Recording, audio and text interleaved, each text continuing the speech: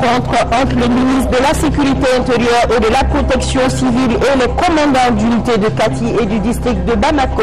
L'objectif visé est le renforcement du dispositif sécuritaire existant. La facilitation des échanges commerciaux entre les pays continentaux et côtiers en Afrique de l'Ouest. Au cœur d'une rencontre ouverte ce matin à Bamako, les débats porteront sur les facteurs qui entravent la libre circulation des personnes et des biens. La Commission européenne, la ville de Paris et la mairie du district de Bamako se donnent la main pour la promotion de la gouvernance locale en matière de santé. Le programme en question s'étale sur 3 ans. Les élus locaux en débattent depuis ce matin à la mairie du district. Bonsoir à tous, nous sommes mardi 29 novembre. Merci de votre fidélité. Bienvenue à ce journal. Le président de la République, Amadou Toumani Touré, se trouve actuellement au Royaume des Pays-Bas.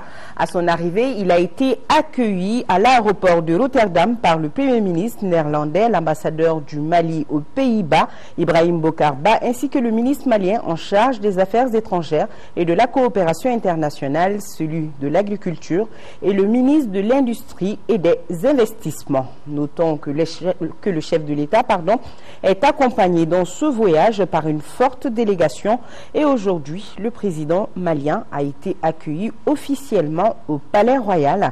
Il a également visité la société de Vute où il a été question de gouvernance et de l'eau. Le chef de l'État hier soir à son arrivée à l'aéroport de Rotterdam. Le chef de l'État qui est accompagné par son épouse.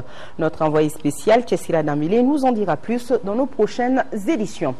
Comment sauver la saison touristique au Mali après les récents événements survenus à Tombouctou et à Ambori? La question était au centre d'une réunion tenue hier après-midi au ministère de l'Artisanat et du Tourisme. Une rencontre qui a regroupé autour du ministre de l'Artisanat et du Tourisme, Mohamed El Mokhtar, tous les professionnels du secteur. L'occasion a été mise à profit pour faire une vue d'ensemble de la situation touristique au Mali tout en faisant des propositions pour la relance du secteur touristique. Pour plus de précision, nous vous proposons d'écouter cet extrait du ministre de l'Artisanat et du Tourisme, Mohamed El Mokhtar, et au micro de Abdrahman Maïga. La situation est suffisamment grave. Ce n'est plus aujourd'hui le moment de polémiquer qui a fait quoi, qui n'a pas fait quoi. Il s'agit de se retrouver aujourd'hui, de se retrouver et de faire bloc derrière le chef de l'État, les forces armées et de sécurité, pour avancer. Pour avancer, nous sommes aujourd'hui, j'allais dire, attaqués. Nous sommes attaqués. Nous sommes attaqués et notre intégrité territoriale est remise en cause, notre souveraineté est remise en cause. Et ça, c'est des questions graves. Notre unité aussi est remise en cause. Et ça, c'est une situation très grave. Et je crois que c'est le moment de faire bloc derrière les chefs de l'État, les forces armées et de sécurité, pour faire front. Ce n'est plus le moment de dire qui a fait quoi ou qui n'a pas fait quoi. Aujourd'hui, il appartient à chaque Malien et à chaque Malien de se mobiliser. Nous sommes en guerre pratiquement, nous sommes en guerre là. Parce que le secteur touristique apporte aujourd'hui 35 à 40% de notre croissance. C'est l'économie de notre pays. Et il fait vivre beaucoup, énormément de gens. Et quand on s'attaque à ce secteur, on s'attaque à l'État, il y a quelque chose de grave. Il y a une situation qui est grave. Et chacun de nous est interpellé. Chacun de nous est interpellé et nous devons nous mobiliser derrière les chefs de l'État, les forces armées et de sécurité pour que nous traquons l'ennemi ensemble. Notre secteur aujourd'hui, vous le savez, nous avons travaillé sur la stratégie. Les chefs de l'État eux-mêmes étaient impliqués dans cette stratégie. Le ministre des Affaires étrangères est impliqué. Nous-mêmes, nous avons été impliqués. Nous avons fait, je crois, du bon travail qui a permis une certaine relance. Et on avait aujourd'hui un secteur qui répartait. Et tout d'un coup, il y a un arrêt, un coup d'arrêt à cette démarche. Et ça, c'est très grave. Ça, c'est très grave. Et nous allons apporter notre part à cette démarche-là. Nous allons prendre les dispositions, nous allons élaborer une stratégie que nous allons soumettre au président de la République, qui est le président de ce comité de défense. Et nous allons voir ce qui est faisable. La première étape, c'est la réunion de barreaux des professionnels. C'est des experts en la matière. Ils savent comment on peut sauver une saison qui est aujourd'hui un peu compromise, aujourd'hui. Et nous le regrettons. Mais il faut qu'on répare du bon pied, il faut mettre une bonne stratégie en place pour avancer. Nous allons le faire avec la sécurité intérieure, nous allons le faire avec toutes les bonnes volontés sur le terrain. Et donc nous allons travailler à la question.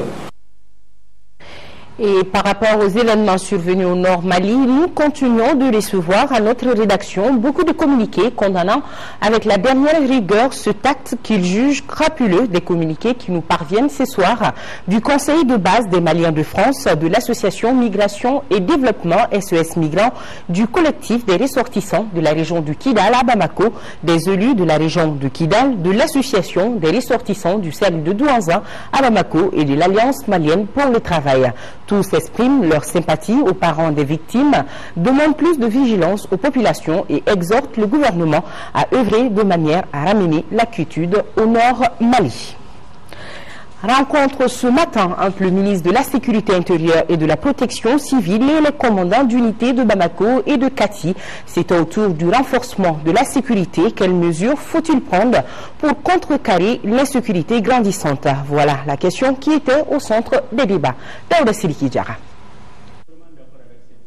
Suite aux enlèvements de 2 Français à Ambouri et 3 autres touristes suivis de l'assassinat d'un 4e à Tombouctou, ces derniers temps, le ministre de la Sécurité intérieure et de la Protection civile a rencontré les commandants d'unités de sécurité et de protection civile. Motif, donner des lignes directrices de sécurisation de nos villes. Avec l'évolution rapide de la situation, il faut rapidement que nous prenions certaines mesures urgentes. Je sais déjà que des dispositions ont été prises dès que ces situations évoluaient, mais il me revient aussi de vous inviter à prendre beaucoup de mesures de renforcement des mesures de sécurité.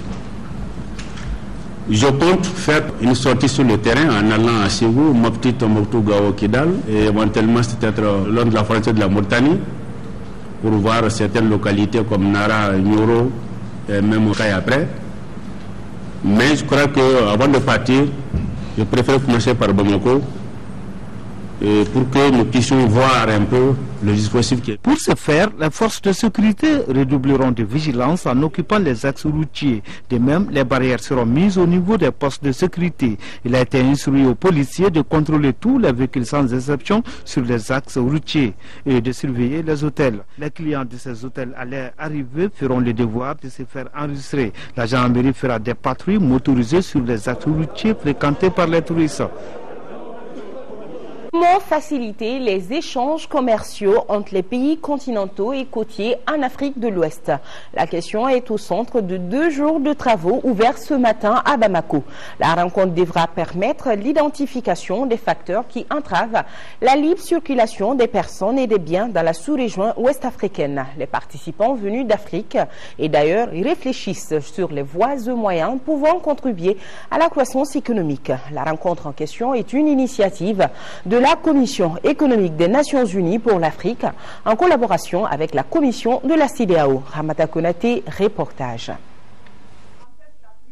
Ce forum de 2 jours traite des facteurs qui bloquent la libre circulation des marchandises ou produits dans les pays enclavés, c'est-à-dire le Burkina Faso, le Niger et le Mali. Il est également question des voies et moyens susceptibles d'éliminer ces barrières. Ainsi, la rencontre offre l'opportunité aux participants venus des pays continentaux et côtiers d'Afrique de l'Ouest de donner un coup d'accélérateur à la croissance économique dans la sous-région. Pour ce faire, plusieurs thèmes sont au cœur de cette rencontre. Pendant 2 jours, vous allez examiner plus en détail le programme de la CEDEAO relatif à la facilitation du commerce et du transit dans le cadre général du renforcement de l'intégration régionale en Afrique de l'Ouest, le programme d'aide pour le commerce et le plan d'action d'Almaty. Je vous invite aussi à examiner minutieusement les expériences réussies d'autres régions d'Afrique et du monde. L'organisation de ce forum, selon les initiateurs, s'explique par un constat. Comme nous le rappellent les différents analystes, les pays enclavés font face à des coûts de transit et de transactions commerciales assez élevés en raison de leur manque d'accès littoral et de leur éloignement des grands marchés sous-régionaux et mondiaux. Dans son rapport 2010, la Banque mondiale estime que dans les pays enclavés en développement, les coûts de logistique sont le double de ceux des autres économies émergentes et le triple de ceux des pays développés. Il s'agit donc de passer au peigne fin les problèmes liés à la facilitation du transit commercial auquel les 3 pays continentaux sont confrontés. La rencontre du programme 3ACP sur les produits de base agricole a pris fin cet après-midi à Bamako. Après 2 jours de travaux, les participants venus d'Afrique de l'Ouest et du centre de l'Union européenne et du groupe des pays ACP ont formulé plusieurs conclusions. La synthèse sera avec Oumar Koureichi au cours de ce journal. Audience ce matin au Haut Conseil des collectivités. Le président Oumarou Ag Mohamed Ibrahim Aïdara a reçu une délégation éthiopienne. Les échanges ont porté sur le pastoralisme dans les 2 pays. Pour plus de détails, suivons Mohamed Youssouf Oumar, le chef de la délégation éthiopienne, au micro de Adam Sissoko. Notre objet de visite, c'est d'apprendre du Mali sur la domaine foncière et sur la domaine pastoral surtout. Vous avez de bonnes expériences dans votre pays et nous commençons tout maintenant. Donc nous voulons apprendre quelque chose du Mali. Nous voulons avoir quel est le droit des pastorales dans ces pays et l'éleveur aussi. Parce que vous savez, l'Éthiopie, c'est le premier pays en Afrique qui a beaucoup d'élevage là. Nous sommes le premier, 10e dans le monde. Et le Mali aussi, vous avez beaucoup d'élevage. Donc nous sommes venus aussi changer l'expérience. Le ministre britannique chargé du développement international a visité certains projets de santé financés par le Fonds des Nations Unies pour la population au Mali. Ces investissements du fonds visent à améliorer l'accès des femmes aux moyens de contraception pour l'espacement des naissances. Il a également procédé à la pose de la première pierre des travaux de rénovation du magasin central du Laboratoire national de la santé financé à hauteur de 40 millions de francs CFA. Le reportage de Boubacar Sissoko. Les activités principales de cette visite du ministre britannique chargé du développement international ont été consacrées aux structures de santé. Il s'agit des SESCOM, de la pharmacie populaire du Mali et de la direction de la pharmacie et du médicament. Dans toutes ces structures de santé citées, le Fonds des Nations Unies pour la population a fait des appuis conséquents pour la promotion de la planification familiale. Cela a permis une amélioration sensible du taux d'accès des femmes aux méthodes de longue durée de planning familial. À Kati Sanafra, le fonds intervient à travers le projet Maristops à hauteur de 60 millions de francs CFA. Et à Niamakoro, environ 280 millions de francs CFA sont investis à travers PECI Mali. À la pharmacie populaire du Mali, le Fonds des Nations Unies pour la population a fait don de 3 camions pour le transport des médicaments en transit. Dans la même veine, la PPM a bénéficié d'une chambre froide. Le partenariat UNFPA, Laboratoire national de la santé, est très fructueux. Ce partenariat vient d'être renforcé avec la pose de la première pierre du magasin central. Ici, il y a une bonne organisation. Toujours, c'est nécessaire de voir les opportunités pour distribuer et les 3 camions sont très importants pour effectuer l'effort qui peut atteindre tous les peuples. Il nous appuie beaucoup dans le domaine de la planification familiale, mais aussi dans le domaine de la sécurisation des produits de la santé de la reproduction. Et dans ce domaine-là, nous avons reçu récemment du FUNIAP un important lot d'équipements pour la collecte et la sécurisation des produits sanguins. À l'issue de cette visite au Mali, le ministre britannique chargé du développement international, Stephen O'Brien, s'est dit satisfait de ce qu'il a vu comme effort fourni par le Mali et ses partenaires dans le cadre de l'épanouissement de la femme pour son accès aux méthodes de contraception pour l'espacement des naissances. La Commission européenne, la ville de Paris et la mairie du district de Bamako se donnent la main pour la promotion de la gouvernance locale en matière de santé. C'est dans cet esprit que se tiennent les conférences locales de santé. L'objectif affiché à travers cette approche est d'améliorer le bien-être des populations maliennes. Ces conférences locales s'inscrivent dans le cadre d'un programme de 3 ans financé à plus de 814 millions de francs CFA. Mohamed Jara, reportage. Réunis autour d'une même table, les acteurs locaux du développement se soucient de l'amélioration de la santé des populations maliennes. Cette conférence locale de santé aborde la situation du district de Bamako. Avec plus de 2 millions d'habitants, Bamako ne dispose pas d'hôpital régional. On enregistre 6 centres de santé de référence, 55 centres de santé communautaires sur les 66 prévus. Ce partenariat qui se dessine donc à l'horizon entre le Mali, le Burkina Faso et les partenaires au développement vise à donner un coup de pouce à la politique nationale de santé au Mali. Il s'agira pour la présente de faire la synthèse de ce plan d'action afin de sortir un plan unique, cohérent, en phase avec la politique nationale de santé et le transfert de compétences dans le cadre de la décentralisation. Cette conférence s'inscrit dans le cadre du programme de coopération entre Paris, Bamako et Ouagadougou. Le programme doit s'achever en janvier 2013. Il est financé à hauteur de plus de 814 millions de francs CFA. La contribution de la Commission européenne est de 75% et les 25 autres pourcents reviennent à la mairie de Paris. L'initiative est d'améliorer le bien-être des populations. Aujourd'hui, il ne fait donc plus de doute que le projet Paris-Bamako-Ouagadougou est plus qu'une réalité. Les acteurs du projet disposent de cet espace d'échange intercollectivité, un espace de proposition pour l'amélioration des systèmes de santé au service du développement de nos collectivités. Ce projet existe grâce à notre conviction commune. Je souhaite vivement que cette conviction commune qui nous anime dès le début se maintienne et nous engage davantage. La conférence du district de Bamako fait aussi le point des recommandations des autres communes de la capitale. Un mot d'environnement, le continent africain pousse un cri d'alarme face au réchauffement climatique. Les scientifiques sont de plus en plus pessimistes. Ils estiment que le thermomètre montera de 3 à 4 degrés d'ici la fin du siècle. Au sommet de Durban, les dirigeants africains devraient faire entendre leur voix car le réchauffement climatique devient une question de vie ou de mort. Heureusement, l'espoir est encore permis avec la mise en place d'un fonds vert pour le climat qui pourrait atténuer les émissions de gaz à effet de serre. 3 à 4 degrés de plus d'ici la fin du siècle. Les scientifiques sont de plus en plus pessimistes. Mardi, ils annonçaient aussi que les 13 années les plus chaudes qu'a connues la planète sont concentrées sur les 15 dernières années. Comment limiter les dégâts? C'est la question centrale de la conférence de l'ONU sur le climat à Durban. Chacun sait ici que le réchauffement est à l'origine d'événements climatiques extrêmes de plus en plus nombreux, mais il est clair que tous les pays ne courent pas le même risque.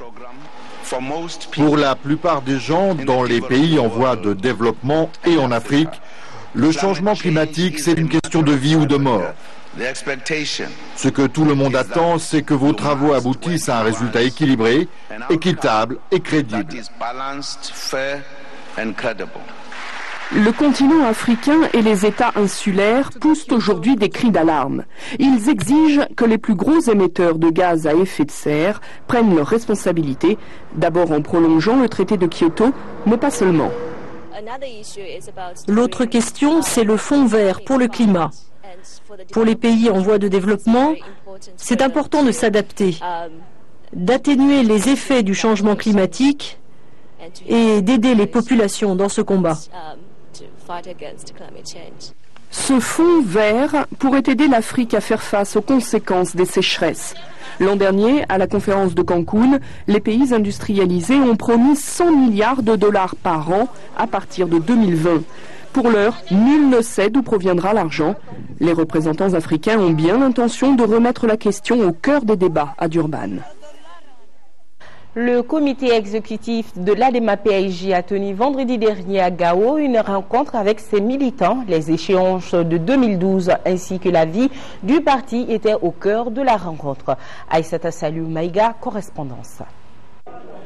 Les communications de ces membres du comité exécutif de l'ADEMA-PAIJ ont porté sur les élections de 2012, les préoccupations de la population sur ces échéances, entre autres. Nous savons que vos attentes sont nombreuses et fortes. Les mesures à envisager doivent être à la hauteur de vos préoccupations, j'en suis sûr.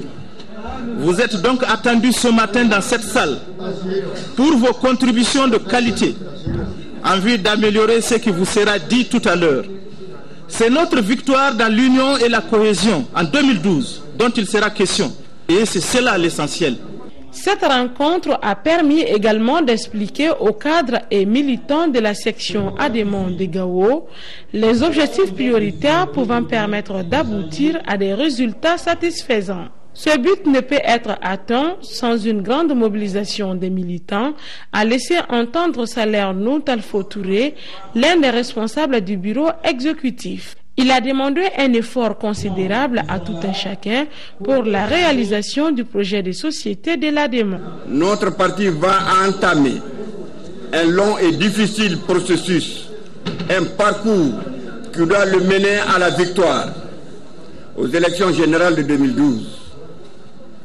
Nous devons pour ce faire nous organiser et travailler pour que notre candidat gagne le premier tour des présidentielles et que nous ayons la majorité des députés à l'Assemblée nationale. Les élus, les secrétaires généraux des sections et les militants du parti de l'ADEMA PASJ étaient très nombreux à cette rencontre du donner et du recevoir. Et en 5e région, la ville de Djenné disposera bientôt de son lycée public avec toutes les commodités requises. La première pierre de l'infrastructure a été posée samedi dernier par le ministre de l'Éducation, de l'Alphabétisation et des langues nationales, le professeur Salikou Sanogo. Les travaux de construction du dit lycée dureront 24 mois pour un coût total de plus de 745 millions de francs CFA, financés par l'Agence française de développement. Moustapha Doumbia. Une forte mobilisation de la population de Djenné pour accueillir le ministre de l'Éducation, de l'Alphabétisation et des langues nationales pour un événement historique. Il s'agit de la pose de la première pierre du premier lycée public de Djenné. C'est un jour attendu car nous avons souhaité depuis de longues dates construire le lycée de Djenné. Cela, c'est la volonté du président de la République, c'est la promesse du président de la République, donc je peux dire qu'aujourd'hui cette promesse est tenue.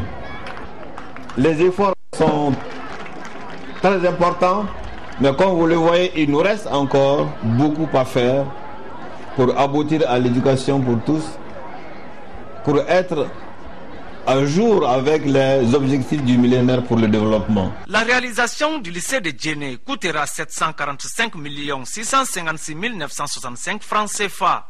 Un financement rendu possible grâce au soutien financier de l'Agence française de développement à travers le projet d'appui à la 3e phase du programme d'investissement sectoriel de l'éducation PIS 3.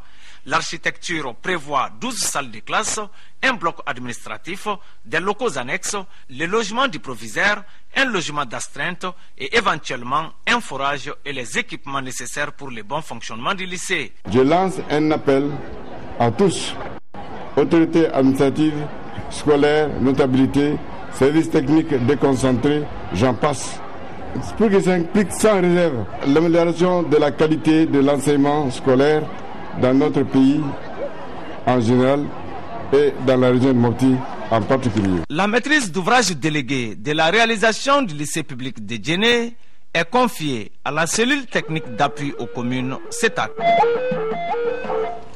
Fin de visite du président de l'APECAM dans la région de Caille. Pendant 3 jours, Bakary Togola est allé à la rencontre des producteurs pour échanger avec eux sur la campagne agricole 2011-2012. Une campagne qui, dans l'ensemble, n'a pas été bonne au niveau de la première région. Notre envoyé spécial à Caille, c'est Bourama Traori. Visite du président de l'APECAM dans la région de Caille. Bouclée. Dernière étape de cette visite d'évaluation de la campagne agricole 2011-2012, le sec de Yelimani. Sur place, Bakary Togola s'est rendu dans certains champs. Constat, c'est la désolation. Des hectares complètement séchés. Bon nombre de paysans du sec ne récolteront pas cette année un seul épi. La campagne pour la région de Caille cette année, ça a été un échec. De tous ces mois même j'ai vu, dans le cercle de Kita, qui est le meilleur même cercle qui vont gagner un peu. Mais le cercle même de Caille ici et Yelimani, vraiment, je pense que ça a été un échec.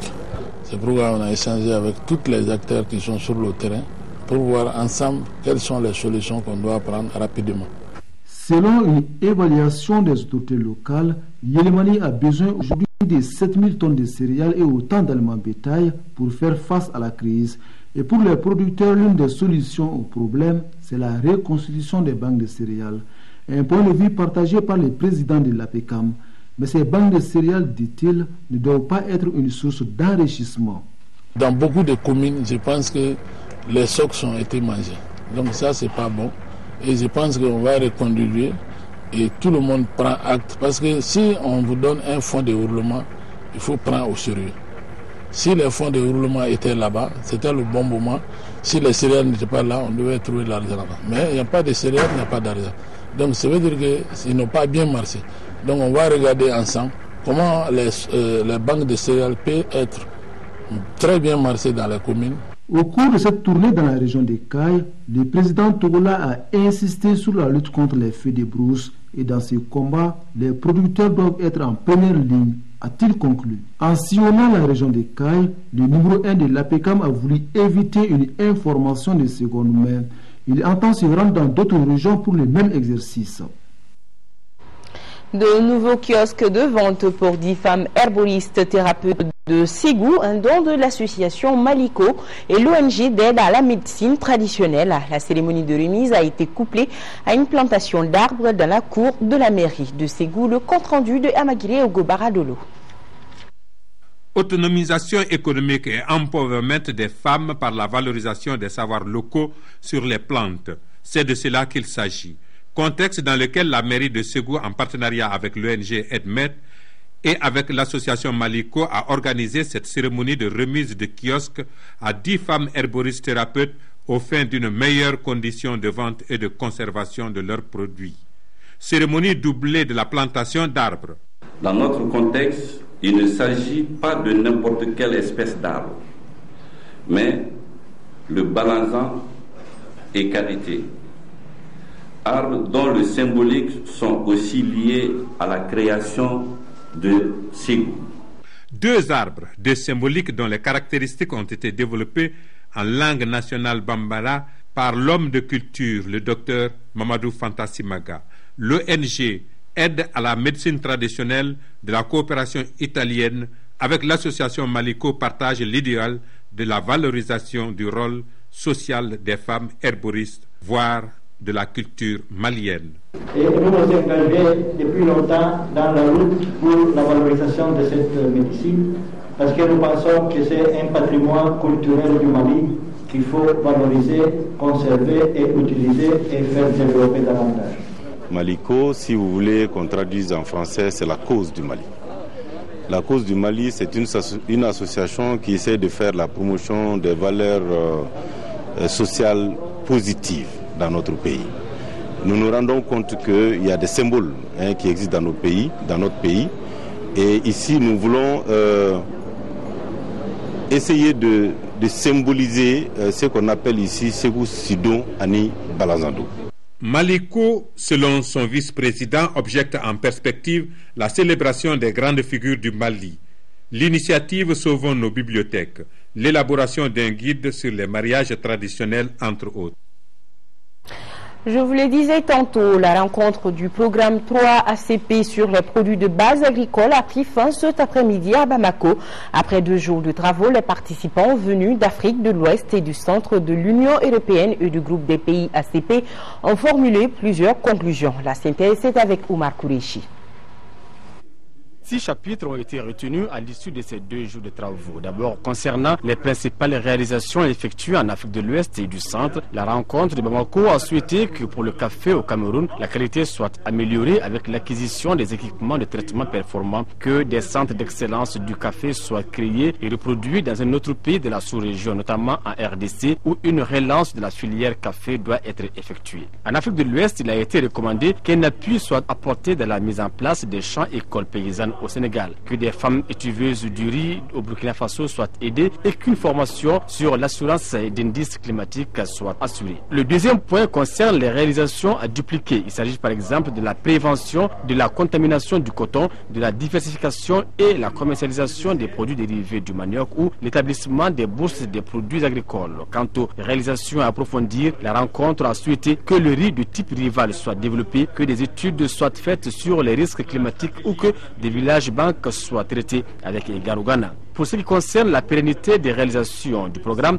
les participants ont souhaité plus d'implication de tous les acteurs, État, secteur privé, secteur public, institutions d'appui, le système d'information sur les marchés ou la recherche d'autres fonds pour continuer les activités après le retrait des bailleurs devra être envisagé. Pour assurer la durabilité du programme, il a été envisagé de sensibiliser toutes les parties prenantes à l'appropriation des projets, renforcer les efforts de commercialisation des produits, dupliquer les réussites dans d'autres lieux.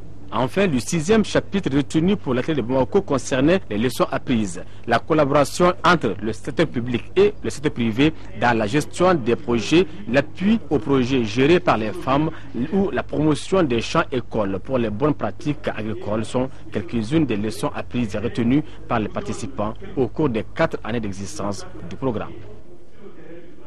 6 inspecteurs de l'Intérieur, dont un du ministère de l'Énergie et de l'Eau et un des services judiciaires, ont prêté serment ce matin devant les conseillers de la Cour suprême. Cette cérémonie solennelle de prestation de serment a pour objectif de doter ces administrateurs du pouvoir nécessaire pour le contrôle dans leurs services respectifs.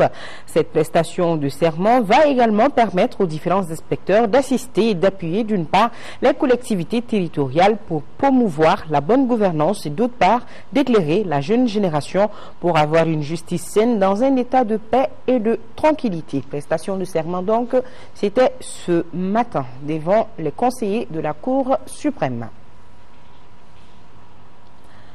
C'était 6 inspecteurs de l'Intérieur, dont un du ministère de l'Énergie et de l'Eau et un des services judiciaires.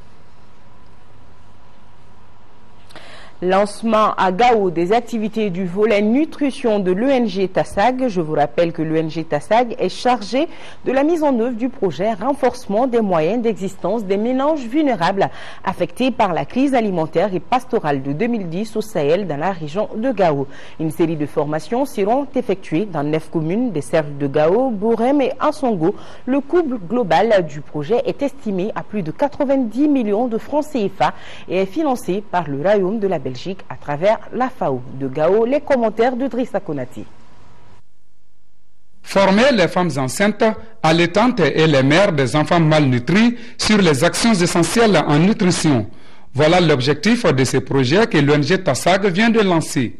Il consiste à former 650 femmes dans 9 communes des cercles de Gao, Bourem et Ansongo. Aussi, les bénéficiaires assisteront à une séance de démonstration culinaire. Ce projet permettra le renforcement de la sécurité alimentaire et nutritionnelle des populations.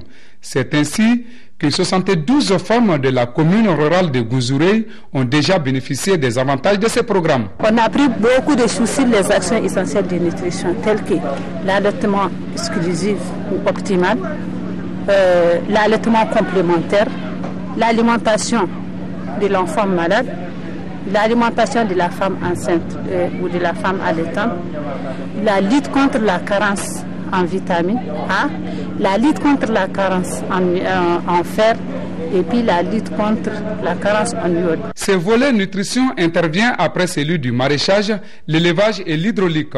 Il s'inscrit dans le cadre du projet renforcement des moyens d'existence des ménages vulnérables affectés par la crise alimentaire et pastorale dans la région de Gao. De ces femmes, nous attendons une meilleure compréhension de toutes les activités liées aux actions essentielles en nutrition.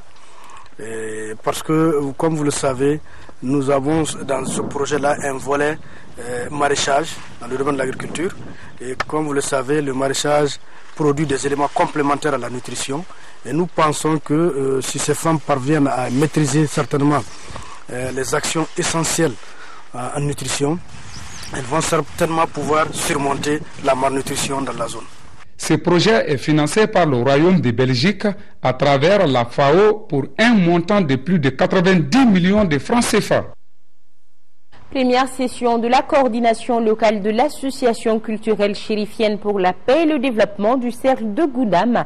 Ils étaient plus de 400 participants venus de toutes les communes du cercle de Goudam et plusieurs autres invités des cercles de Tombouctou, Diré et Niafunké à prendre part à cette session. Notons que la rencontre vise à promouvoir la paix à travers la résolution des conflits intercommunautaires dans le cercle de Goudam. Reportage Alma Aditouri. Ils étaient 400 participants venus des 18 coordinations des communes regroupant 111 bureaux et comités de village et de fractions.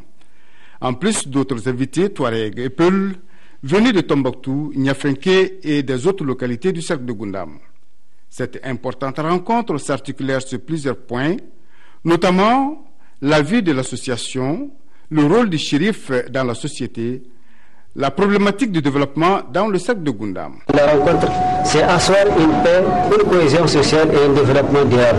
C'est une cohésion sociale, c'est envie de lutter, enfin de consolider la paix à travers des rencontres intercommunautaires comme celle-là.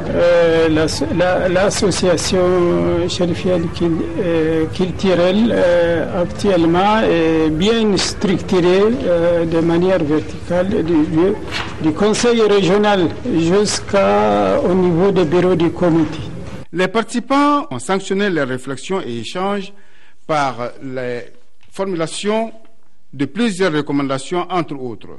Poursuivre les efforts de sensibilisation des populations pour le respect de nos valeurs sociales, renforcer la communication entre la coordination, les autorités, la société civile, dans le cadre de la recherche d'une véritable stabilité sociale, afin de consolider la paix, le développement à travers tout le cercle de Goudam.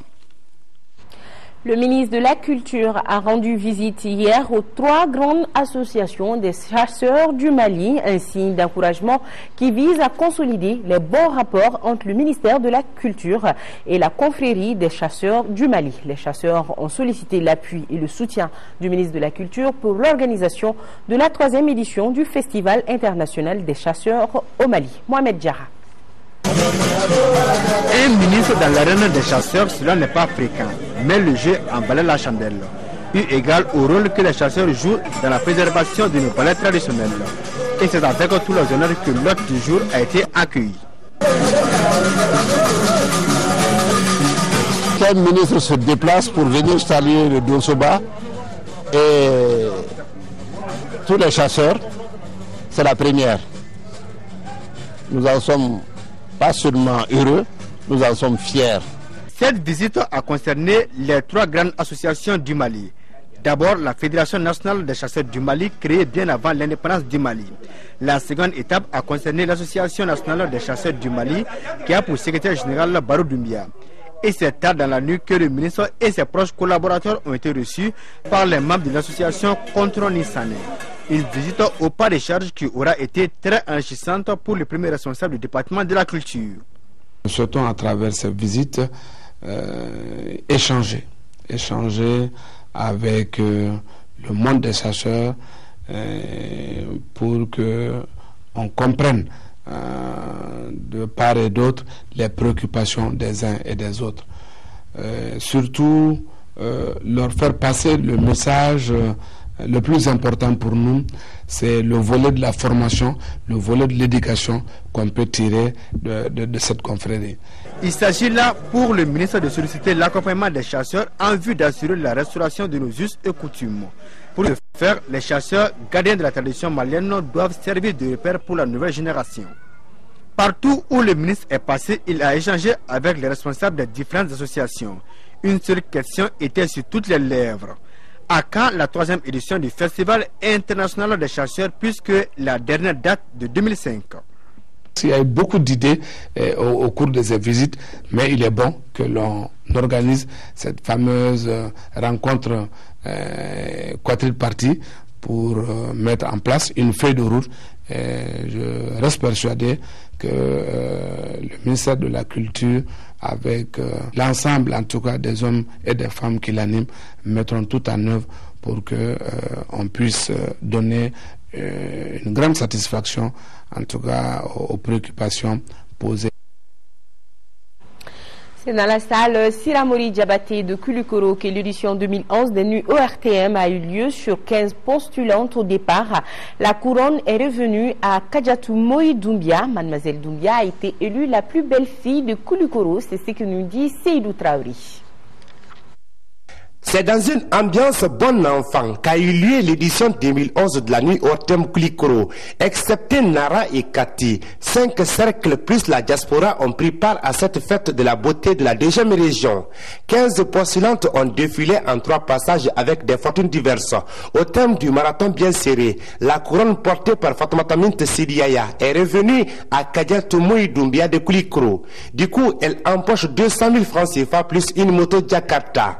La belle Kadiatou Moï Doumbia a pour première dauphine Alima Kone de Koulikoro et comme deuxième dauphine Kadia Keita de la diaspora. En plus de la coiffeuse offerte à la plus belle fille de Koulikoro, les 2 dauphines ont reçu respectivement 200 000 et 150 000 francs CFA. Je crois que c'est la meilleure qui a gagné et je remercie tout le monde, surtout la jeunesse de Koulikoro, les autorités et surtout ma famille, mes soeurs, tous mes soeurs. Et j'espère bien représenter la région de Koulikoro à Bamako. Je souhaite bon courage à la Miss, surtout pour la phase nationale. Et il faut qu'elle sache qu'elle a le soutien de toute la population de Koulikoro avec elle. Cette nuit organisée pour la première fois par la cellule syndicale en partenariat avec la direction de l'ORTM Koulikoro a rendu un hommage mérité aux doyens de la région rurale qui ont contribué à l'émergence des stations régionales. Nous disons également que nous, le personnel et la cellule syndicale, sont fiers de nos responsables. Nous implorons toujours le bon Dieu afin de les soutenir dans leurs efforts de tous les jours. L'inimitable ATT Junior a fait monter le mercure et les artistes comme le groupe AMD, Gimbala Tunkara, Sadio Sidibé et Yakouyate ont fait valoir tout leur savoir-faire à ce beau public venu pour l'occasion. Finale prévue le 3 décembre ici à Bamako. Nouvelle parution dans les kiosques. Il s'agit du journal L'Agora, un bi-hebdomadaire d'information générale et d'enquête avec dans ce premier numéro la question du Nord Mali. Voilà, dans vos kiosques. Sur ce, prend fin ce journal. Toute la rédaction vous remercie de votre aimable fidélité. Merci à vous qui nous suivez de Londres. C'est en Angleterre. Bonsoir et à demain.